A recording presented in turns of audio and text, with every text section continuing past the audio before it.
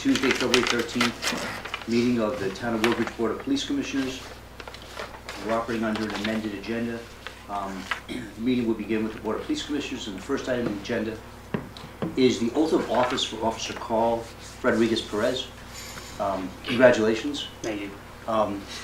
If you don't mind, could you please introduce your family to the group? Sure.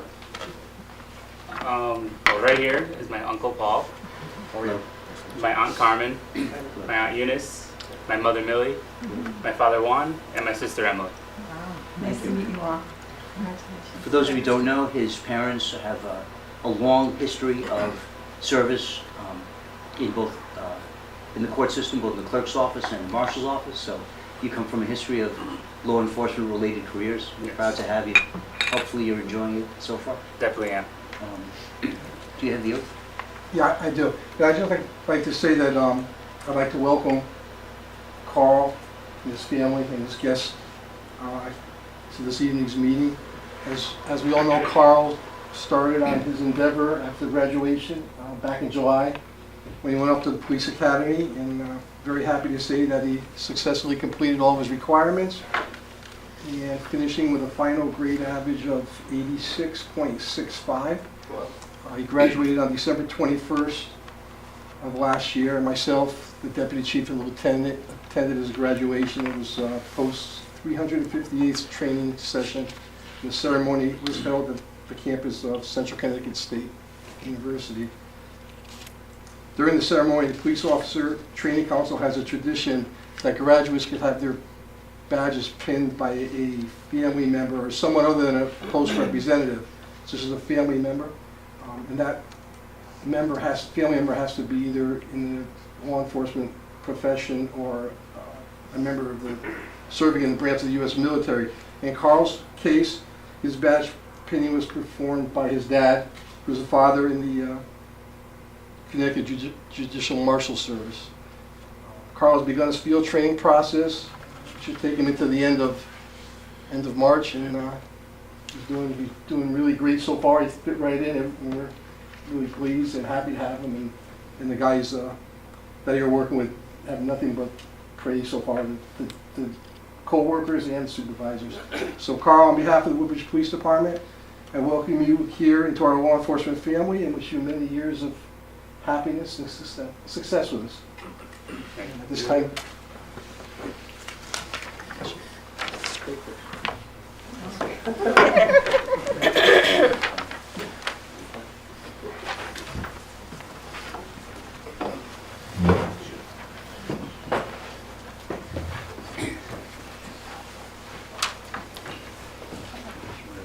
This is really awkward. I just want you to be aware of that. Okay. Blocking us? This is it. Much better. It's a good spot. I know. You sure, man? I'm good. I, Carl Rodriguez Perez, Carl Rodriguez Perez, do solemnly swear do solemnly swear that I will support and comply with the Constitution of the United States of America, do solemnly swear that I will support and comply with the Constitution of the United States of America, the Constitution and laws of the State of Connecticut, the Constitution and laws of the State of Connecticut, the Charter, laws, and ordinances of the Town of Woodbridge, the Charter, laws, and ordinances of the Town of Woodbridge, the rules and regulations of the Woodbridge Police Department, the rules and regulations of the Woodbridge Police Department, and the Law Enforcement Code of Ethics, and the Law Enforcement Code of Ethics, and that I will faithfully discharge the duties of my office and that I will faithfully discharge the duties of my office as police officer to the best of my ability. as police officer to the best of my ability. Congratulations.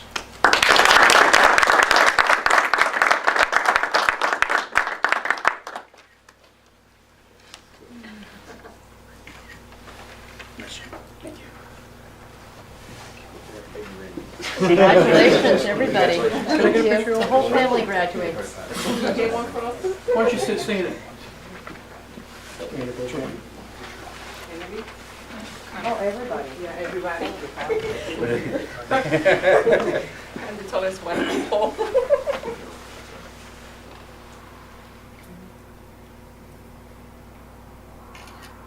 Everybody smile.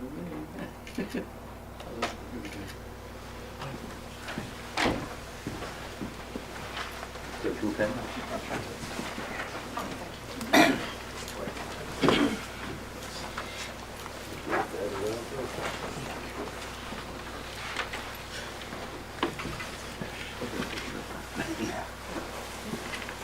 Yeah.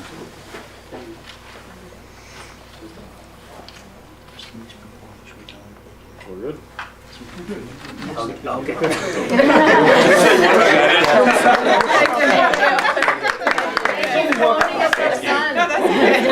Goodbye. Thank you, bye-bye. Take care, everybody. Have a good night. Good luck. Yeah. Nice to meet you all. Congratulations. Stay safe, Jeff. No, we Hey, go, Jeff. no. Stay safe. Yeah, we go to. One of the reasons we moved to Woodbridge is primarily the educational system and a safe community to raise our two children. In terms of full disclosure, I need to say that I work with over 24 towns and municipalities providing employee assistance programs. I also work with 46 police departments in the state of Connecticut as a trainer and an organizational consultant. I'm here because, first of all, I want to thank the board. Excuse me, I mean, you can sit up here if you like. Well, whatever Wherever you feel more comfortable. Well, It's fine. well, Sit here. sit here. It's like I'm on the hot seat here. No. First of all, I want to thank the board for your time as commissioners. I've been for 6 years a commissioner in Woodbridge for the Human Services Commission, and I'm envious because they never fed us dinner. So I'm no longer on that board, but I'm going to raise that as a complaint. I'm really here today to share with you my concerns both as a citizen and as someone who works with law enforcement about the change in the lieutenant position in the evening shift. That is, in my opinion, as the position itself, as someone who's in charge of patrol and training, and as being an active supervisor on evening, is a terribly important position. I also recognize as a citizen about taxes and money. I clearly get that too. But I'm here just to express if there's any way the board can think about what other changes can be made. That's such a vitally important position. I work with departments of similar size that do not have a lieutenant on. And I think it's important to have that position to be available for training and for consultation and primarily for supervision for the rank and file. So again, I do appreciate the fact that you're concerned about budgets, but as a citizen, I'm worried about safety-related issues. To say nothing about morale, to take away a position that's been in this organization. In fact, years ago, the board may not know this, there was a chief and a lieutenant 25 years ago.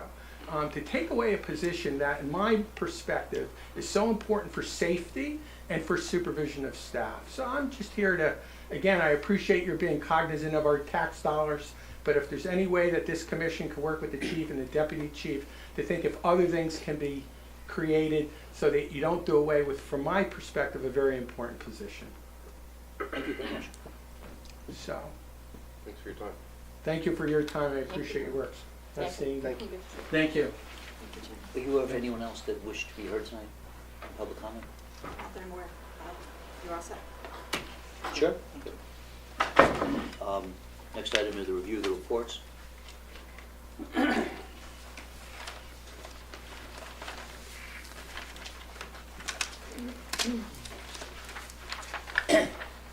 So the first report is a financial report, and there's nothing out of the ordinary to report regarding the finances and at this point in the current budget. At this time, with completion of the first 7 months of the fiscal year, we're right on target at about 58% of the budget used thus far. Let's see, anyone has any specific questions on any of the lines where we're at now? Anyone have any questions? No, I'm sorry, no. Just one, the amount of overtime Yeah. compared to other years, would you say that's, I wish I could remember. Yeah, officer overtime? Yeah. Yeah, Yeah, and actually, I was discussing that with the finance director the other day, and if we stay on track the way we are, for these first 7 months, we'll finish the lowest in overtime for the past 5 years. So we're trying to manage it the best we could, but on the other side, I have to be honest and say, to keep our fingers crossed that we don't have any major incidents or storms that'll throw a little Sure. curveball into that, but so far, so good. Anyone else? Well, I think that's something that the board has to address, is the overtime, and ways that we can work with the chief. and the assistant chief on how to monitor it and to think of creative ways of staying within budget on the overtime. And I'm interested in the chief and the assistant chief's expertise going forward on how to do that along with the lieutenants.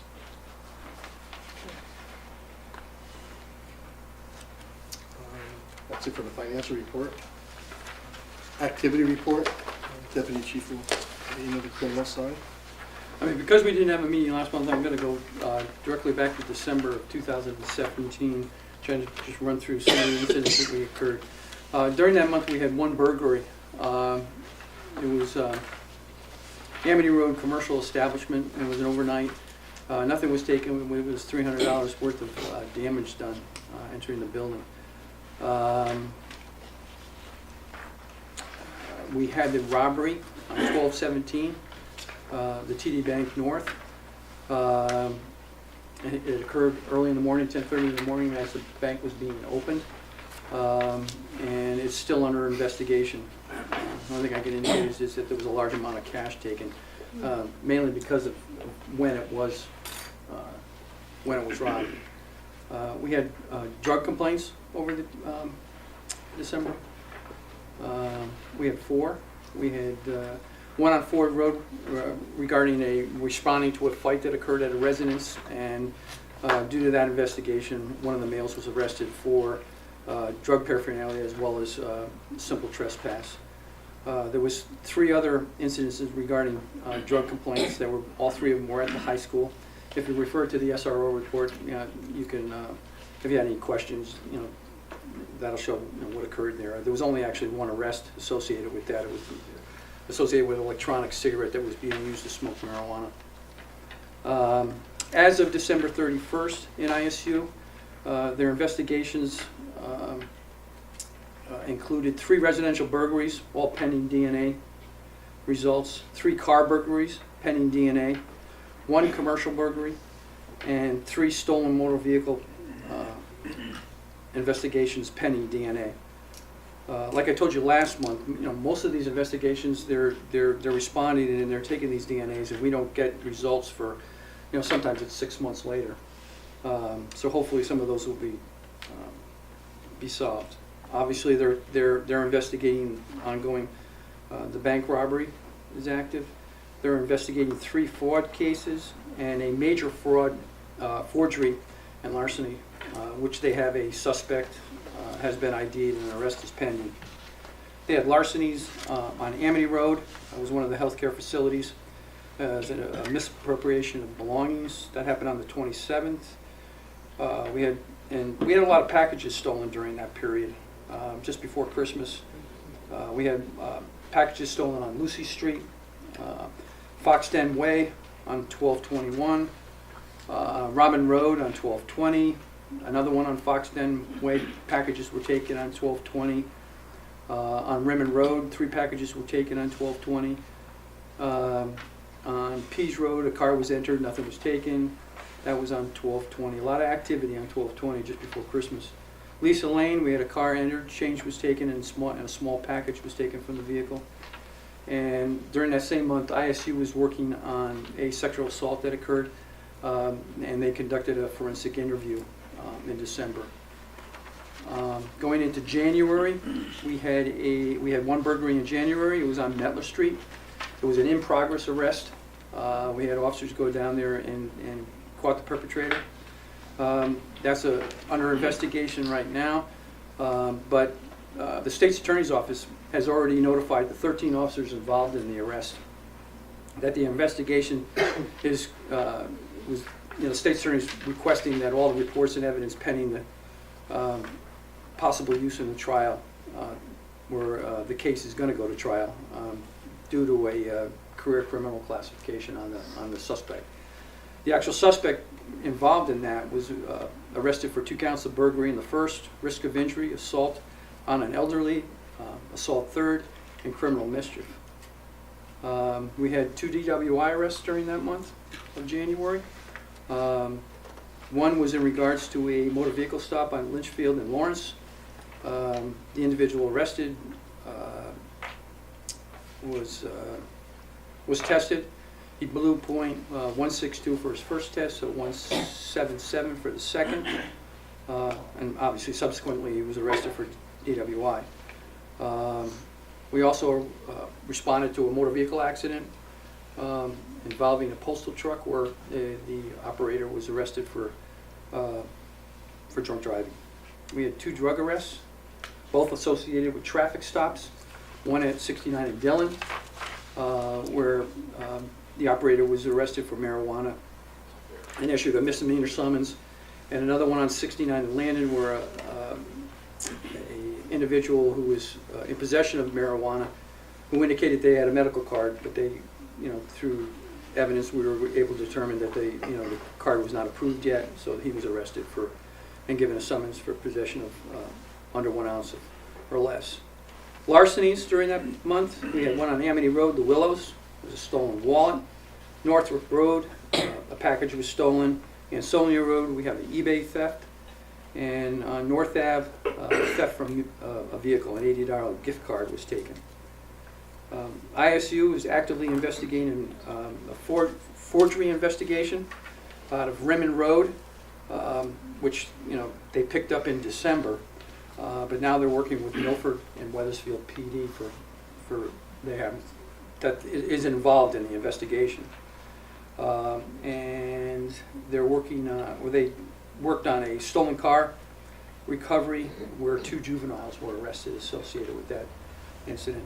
And then finally, there's an ongoing investigation at the JC as a result of a complaint to the daycare.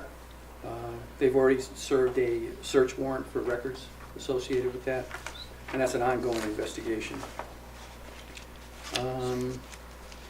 I think that's just about it. Ray, can I ask a question? Yes. The burglary, you saying ongoing kind of thing, 13 officers were involved? 13 That officers were sounds involved. gigantic. It was in the afternoon. It was an individual that was breaking into one of the residents off of Lucy Street, and that actually borders. That's why it's a Metler Street address. And they through the investigation, but there was a lot of officers involved. All 3 detectives were involved in it. Officers that were on the scene. Not all at the same time? All at the same time. So I think some of those might be going into the next shift. It was Yeah. transport to the Well, yeah. hospital. because I was thinking, how is this Yeah, possible? yeah. Talking about And- staffing and, Right. yeah. Well, it was a daytime, so I mean, Yeah. as far as we had the sergeants down There there. were a couple people working Chief was road down there. jobs that were able to come out also, leave their road jobs and come there in the area. That's unusual, right? 13? Yeah, Sounds that was like- unusual. Yeah. To have that many, yes, certainly. But when I say 13 officers were notified, that's all part of the case. So it could be just a mere fact that one of them was sent down there to retrieve evidence. So he has information associated with that case. So the state's attorney's office just wanted to make sure all 13 of them were notified, so they didn't destroy any of their reports or their notes or anything associated with it. And that's about it. Finally, I just wanted to indicate that during that month, there was 5 warrant services during December, and there was 7 warrant services conducted during the month of January. So they stayed pretty active. And then, Ray, can I Lieutenant- just, oops, sorry. Ray, I'm just curious, you made the comment that there was a lot of money stolen from the bank because of the time of Yeah. day. Correct. Is there any indication that the person knew there was going to be a lot of money there, and that's why they robbed the bank that time of day, or is it consistent within the banking industry that there's a certain time of day that has the most cash? And I'm just curious how we know Yeah. that. I think it's probably that they probably knew that opening the bank at that time where they're just going into the vault and they're just bringing out the cash drawers. They probably had some type of knowledge. I couldn't be certain that they did have prior knowledge, but it appeared that way. And that's why they were able to get as much money as they did. Normally in a cash box, you're probably talking less than $2,000 at any teller. And this was well over that. He was the Because fir- of he was time of the day. He was the first and only customer of the day. Thanks, thank you. That bank seems to have a rather It does, I frequent. think, part with the location, right Yeah, at the line yeah. there, and Yep. Have they made any efforts to try and deter people? I know the Bank of America, which is about 100 yards away, has an armed guard Security. outside. yes, they do, and that was right around the holiday season, and there were thoughts that they would be starting right around, but that morning they did not. So- Do they ever have anyone? They don't, but the employees do, that usually around the holidays they do, and then subsequently, after a bank robbery, they do for a short time, and then time goes on and they kind of, Right. I mean, I can recall a couple of my short tenure on this board.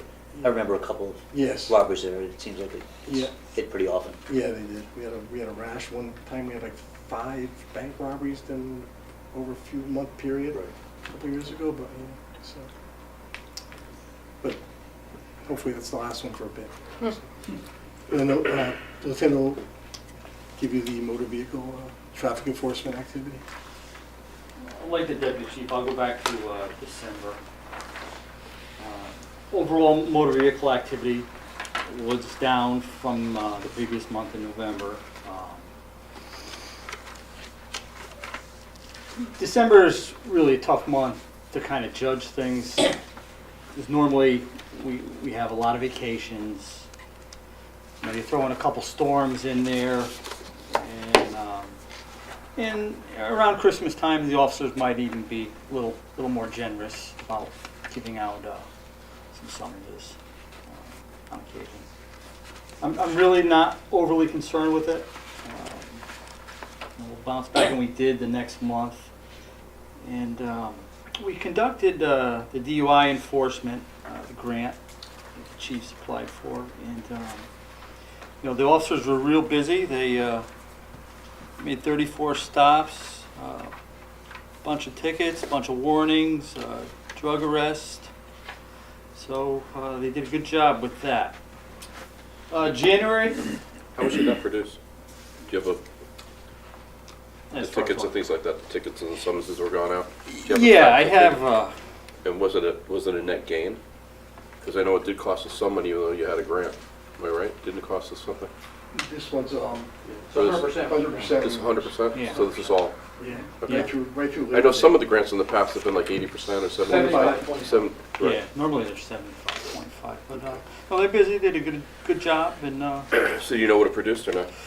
yeah, I have the stats here, not actually broken down to each one, but I mean, just overall yeah, dollars, or what it was. yeah, it's really not like Okay. you know, some dollars are mixed in there, Right. but Okay. some are like misdemeanors where it's just like a court Just date, a court date. that type of thing. Okay. So they did a good job with that. We're going to continue that. In January, the deputy chief stole my thunder with the DUI arrests. I wanted to talk about those a little bit. So December we didn't have any. In January we had 2. Motor vehicle activity was up, and you know, we're going to continue to monitor it. You know, look, you know, make sure the guys are working hard, and they certainly are. You know, if there's any individual concerns, we'll address those. And if you guys have any questions. Anyone? Thank you. I just wanted to offer, you know, when the lieutenant and I do the activity, you know, because I was kind of looking at these 2 months and things. If there's anything else that you feel that you want me to mention, one of the things that I did in fact look at, I just wanted to share with you, I mean, because we are first responders for medicals. And I just wanted to give you an idea that, you know, medicals, I mean, we respond to medicals where there's assistant needed. There's something wrong with the patient, you know, they need medical attention in some way, you know, cardiac arrest or something like that. And with that particular medical that the officers respond to, I mean, they went to 55 in December and 61 in December. Then they also go to medicals associated with like lift assists and things like that, where they went to 25, 21 in December and 35 in January. And then one of the other things I wanted to mention is that mental health issues. Now this is where we respond to residents where, you know, they're having trouble with somebody. And it usually has something to do with mental health. And I just wanted to share with you that in December, there was 3 referrals. They went to 3 calls and 3 referrals in December, where they actually they write a paper and then the individual is sent to the hospital. And then in January, we had 3 referrals as well. Three responses, 3 referrals. So 6 in 2 months. I mean, it's kind of like that activity I think you as a board should know about. That's kind of why I kind of mentioned it. It looks like you had 36 in December from the prior, am I looking at the right one? No, I'm looking at the wrong one. But if there's, like I said, I share that with you because I kind of looked that up, and if there's anything that you either need from the lieutenant or I that you're interested in, and you want to I know, actually would be because I don't hit interested- everything Oh, I see. that's associated. Not tonight, but another time, are these things we're allowed to look at? Particularly the mental health issues, I'm just curious to see. I mean, I don't go into any of the cases, even like with the burglaries, I don't give you street addresses. I give you the street it was on. I'm not going to give you any information that That is would going to reveal who jeopardize it anything. is. Right, Right. that would be subject to confidentiality. But you medical related. could describe the situation? Oh, yeah. At some point, I'd be just interested. Do the Around there. officers receive like ongoing training on handling things like mental health issues? Oh, absolutely. They do? Mr. Rascati actually provides us with suicide prevention and some of those areas where the officers are required. I mean, Jeff can relate to that are required by our training council. Excellent. Janice, do you want 2 separate motions? No, you can go ahead. Do them. Is there a motion to approve the financial and activity reports? Yes. Is there a second? Yes? All those in favor? Motion approved. Frank, your report. First update I'd like to give you is on our voice recording system. Over the past 2 months, we moved forward with another one of our capital budget projects, which was the replacement of our old and failing voice recording system, which we commonly refer to as the voice logger. The system is used and required for all 911 calls, fire calls, police calls, radio transmissions, and various telephone lines that we have designated for recording. You may recall the capital budget project was to replace both the police department and the fire department. Our 2 separate recording systems with one new updated multi-channel system that would service the needs of both of our departments. Since then, the fire department has opted out of the plan. They decided to go with their own recording system that would remain independent from the police department system. And we continue moving forward with the project to replace our unit separately. And we've purchased and had installed a new 23-channel Variant audio log recording system as was initially proposed. So over the past month or so, that installation has been ongoing. It's almost entirely completed. The company's technician has been on site for a few days providing training to all of us in the operation of the new unit, all the supervisors and administration. And the new system's currently running tandem along with our old system. Soon in the near future, that'll be disconnected and we'll be up and running on the new state-of-the-art system. Is it running okay? Yeah, it's running fine. It's very user-friendly. We're having a lot of problems with the old one. It was really antiquated, so move forward with that. So that was a good thing done. Second topic I had was just an update on the radio system project that's going on. As I'm sure you recall, at a special town meeting held in December, the funding was approved for the upgrade of the town-wide simulcast radio system, and that's moving forward. The radio tower and the monopole is up and completed, as we've seen over the past months now. The new equipment storage shelter is all in place, and the fencing and the retaining wall and all the civil work outside has been completed.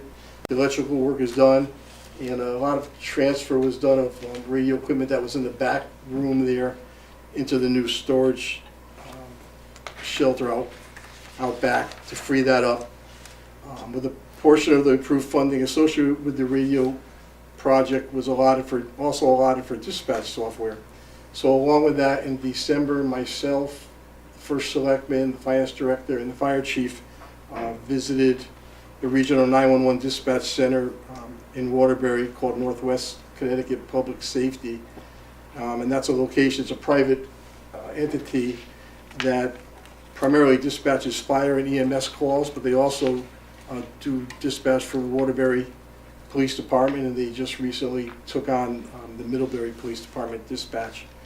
And last month in January, Chairman Burke from our board here and the chair of the Fire Commission also visited the same facility and took a look at it. The first selectman has established an ad hoc oversight committee charged with the review and implementation of the upgrade of the entire radio project and the related towers and the equipment. That committee currently consists of Selectman Joe Dye, Susan Jacobs from the Board of Finance, and soon to be added will be another town resident and myself and also the fire chief. So as the project progresses, I'll keep you posted where we're going with it, but it's moving along. Expect it to take a good year for completion. We had an issue with the generator back in December. Bob is here from building maintenance. So in the event of a power outage, there's a large generator located in the center building that automatically goes on and kicks in and provides electrical backup for the entire center building and for our concern, the PD, until the UI power is restored. Back in December, building maintenance was doing their service, and they discovered a problem with the backup generator's transfer switch. The electrical system is a three-phase system, and as luck would have it, the one phase of in the transfer switch that wasn't working and was burnt out was the feed that fed the amongst other things our 911 system here at the PD. So it had to be something that had to be repaired, and it's an extensive undertaking. And to complicate matters even further, in order to do the electrical work, the UI has to shut down all the power coming into the entire building. So that necessitated Bob and Brad from building to coordinate with Ray and the lieutenant, a generator, and make sure everything would be up and operational while the power was off. We could still remain functional. The good news is that they took care of that at the beginning of January, and everything's been repaired and up and running. But one important thing that we did learn from that was that in our communications room, the closet room right outside the door here that you see with the open door, after 30 years of having additional equipment and added on and tapped into the old original circuitry, it's filled to capacity. And we also realized that there's some generator receptacle ports that had been put in place years ago, and if we had a power outage and the main generator didn't work, we'd be able to get some generators from the fire department and tap into that. Back in the day, it worked, but now since we have so much more equipment and all, when we tried to do that, they tried to do that as a test before they did the actual work. We realized that none of that is capable of handling where we're at now. So based on that experience, as the radio project moves forward, one of the options that's being investigated is to make sure that we integrate the radio upgrade system with something that'll cover this, and if it ever happens in the future. So, Are you getting any feedback that that's not possible, or? no, we just discussed it. Actually, I was at a meeting last evening, and it came up again. And no, it's definitely possible. That's one of the things they're actually that raised the concern of everyone that it does need to be done. We have to make sure that, especially with the upgrade, that the radio. It seems like it's essential. Yes, I'd be yeah, surprised without if a you doubt, yeah. Get that done. And now we have the microgrid too, so that's going to hopefully offset everything. So I have redundancy between the generator, the microgrid, and then whatever other components are added. And just a quick update, in that same room here, you probably noticed that for the past few months the door's been open with a fan propped in it. So over the years, that room's climate controlled. It houses all the equipment for the 911 systems, our phone systems, another system that takes care of all the town hall phones, recording systems. And there was an old air conditioner that had been failing for some time.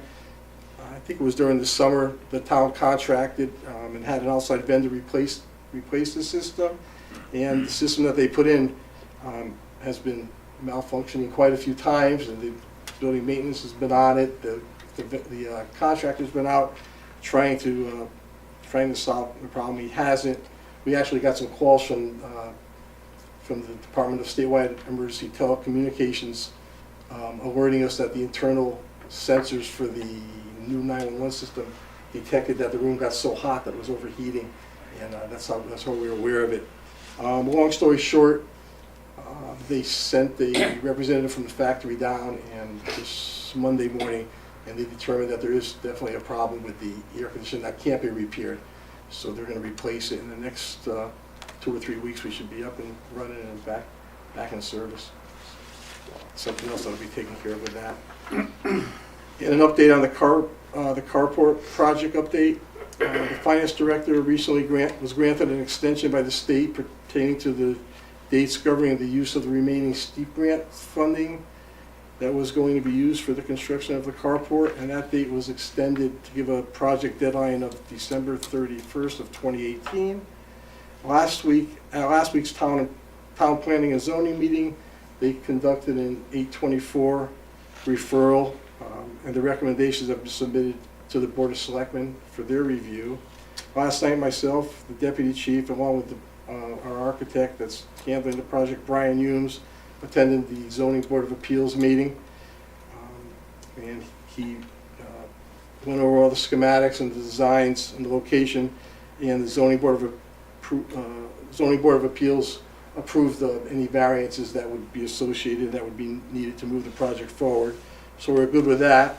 So at this point now, we're working with the architect to make some modifications to ensure that the proposed structure will blend in with the characteristics of the center of town in the center complex. So once that's finished, hopefully we'll come up with a design proposal and a design plan that we could submit to share with you and also with the Board of Selectmen for final approval. So as soon as that's done, I'll share it with you. And that's all for my reports. Thank you, Chief. Thank you. Is there a motion to So moved. approve the report? Second. All those in favor? Unanimous? Yep. Under personnel issues, update on workman's comp issue that we have. We have one dispatcher out of work on a workman's comp related injury that I had previously brought to your attention in the past. That dispatcher had surgery performed on their injury during the second week of January, and he's anticipated to be out of work for a recuperation period of 6 to 8 weeks. So we're taking care of covering those shifts. So hopefully we'll be back soon. Pertaining to Officer Carl Rodriguez Perez, his college incentive pay, he presented us with his official transcripts confirming his graduation from University of New Haven this past May of 2017. He was awarded his bachelor's degree with a major in criminal justice and a minor in Spanish. So in conjunction with our current collective bargaining unit agreement, I asked that the board allow he be awarded his 8% college incentive increase that would be retroactive, paid back to his date of hire, which was June 19th of 2017. We need a motion for this? Yes. I move. So move. Your second? Second. Thank you. All those in favor? Thank you. And then lastly, under personnel, enclosed with your packets that you received, I just want to recognize that there was a letter of commendation I gave to Officer Gerald Kubik, letters of recognition to Sergeant Capiello and Detective Monaco, and letters of acknowledgement to Officers Lynch, Calabrese, Buzzy, Kubik, Pedalino, and Sanchez. They were all issued by me in recognition of the response of the display of professionalism for a job well done in the apprehension and arrest of a perpetrator of a residential burglary that occurred at the beginning of January. And that's the one that the Deputy Chief brought your attention to. But I have to make sure they get recognized for that. Job well done. That's all there. And that's it for personnel. Next item is the budget. Do we get back to anything? Any old business? Any new business? It's a broken record. We get the same Same answer, okay. Is there a motion to move into executive session? Make a motion to move into executive session. Is there a second? All those in favor? Okay. Take care, gentlemen.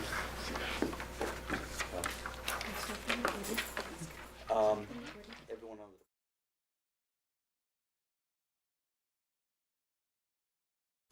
I believe I'd like to address as far as Yes. the motion. In executive session, we discussed about authorizing the chief to proceed with the hiring of an officer.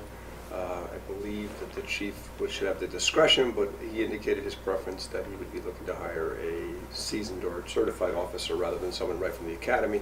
But I'll give that discretion to the chief, so that's my motion. Is there a second? Any discussion? The other thing I'd say is consistent with what we promised you. That's why we're making this motion now, as opposed to waiting for after the budget's passed. So we promised you we would satisfy those shortfalls, and we're committed to doing that. Thank you. So, all those in favor? Unanimous, thank you. Is there a motion to adjourn the Board of Police Commissioners meeting? Make a motion to adjourn. Is there a second? Second. All those in favor? Welcome to the Woodbridge Traffic Authority. It is 7:07. Is there anyone from the public that wishes to be heard from the Woodbridge Traffic Authority? No one? Are there any matters? No. Motion to adjourn? Motion to adjourn. All those in favor? It's 7:07. 55. Broke this. Thank you all. I'm sorry? Well-run meeting. Thank you. Thank you, everybody.